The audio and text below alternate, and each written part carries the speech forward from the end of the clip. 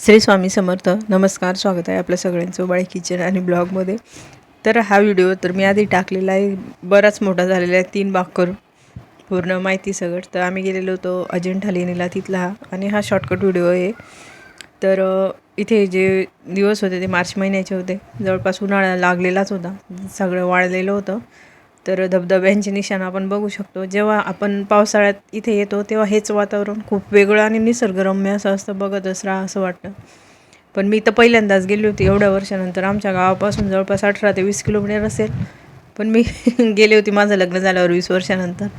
त्यामुळे छान वाटत होतं बघायला. गौतम बुद्धांच्या प्रतिमा, अशा मूर्त्या कोरलेल्या, कोरीव काम, छोट्या छोट्या खोल्या, तिथे बघून आतमध्ये बघायची मजा वेगळीच होती. कोणी तिथे बसून ध्यान वगैरे करत होतं. तर त्या टायमाचं म्हणजे त्यावेळेस त्या काळात जे कोरलेलं असेल तर जवळपास असं म्हणतात की 4 शतकं याला कोरायला लागले असं सांगतात.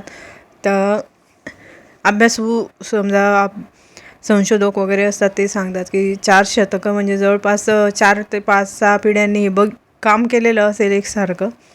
आणि ही लेणी जी सापडली होती, जी झाकलेली गेली होती जवळपास जंगलामध्ये, ती एका इंग्रज अधिकाऱ्याला एका पॉईंटवरून दिसली होती, वरतून डोंगरावरून. तो तिथे गेला होता तेव्हा ह्या आपल्या अजिंठा लेणीचा शोध लागला म्हणजे शोध लागलेलाच होता. अजिंठा लेणी आधी तयार झालेलीच होती, परंतु जेव्हा त्याला दिसली तेव्हा त्याने ती म्हणजे उजेडात आणली असं आपण म्हणू शकतो. तर आपल्या भारताच्या जागतिक वैशिष्ट्यांपैकी एक अजिंठा लेणी आहे. अजिंठा लेणी औरंगाबाद जिल्ह्यामध्ये अजिंठा लेणी, पितळखोरी लेणी, कैलास लेणी आणि एक आपलं 12 ज्योतिर्लिंगांपैकी एक कृष्णेश्वराचं महादेवाचं मंदिर, ते पण कोरलेलंच आहे. आणि जी कैलास लेणी आहे वेरूळची, तिथेही जे मंदिर कोरलेलं आहे ते उभ्या खडकामधून कळसापासून तर पायापर्यंत कोरलेलं आहे.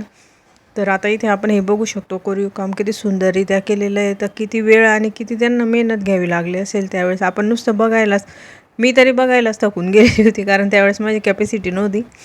तर अगदी सगळ्याच दगडांवर त्यांनी कोरीव काम केलेलं आहे. खांबांवर पण एकदम सुंदर असं कोरीव काम, छोट्या छोट्या खोल्या.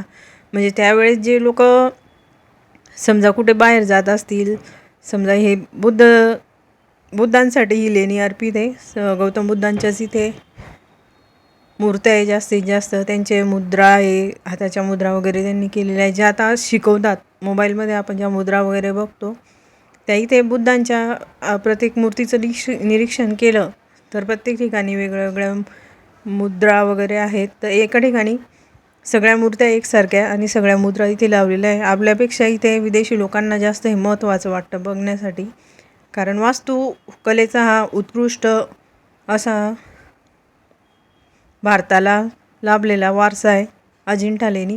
आणि घोड्याच्या नालाचं म्हणजे अर्धा गोलाकारामध्ये ती दिसली होती, त्यामुळे ती घोड्याच्या नाल्याच्या आकाराची म्हणतात तिला.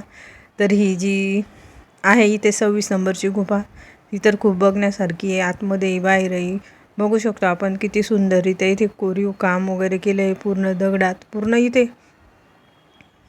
त्यांनी त्यांचं आयुष्य इथे कोरलेलं आहे असं समजू शकतो आपण, इतकं सुंदररित्या इथे बांधकाम केलेलं आहे. तर माझे मोठेही ब्लॉग आहेत, पूर्ण माहिती सकट, कारण मी पुस्तक घेतलं होतं त्यामधून इथे सगळी माहिती दिलेली आहे. आणि हा छोटा आहे, त्यामुळे बघा व्हिडिओला लाईक करा, चॅनलला सबस्क्राईब करा, फॉलो करा. असेच व्हिडिओ आवडले असेल तर कमेंट करून नक्की तुमच्या प्रतिक्रिया कळवा. असं थँक्यू. श्री स्वामी समर्थ. जरा घाईतच व्हिडिओ झाला आहे.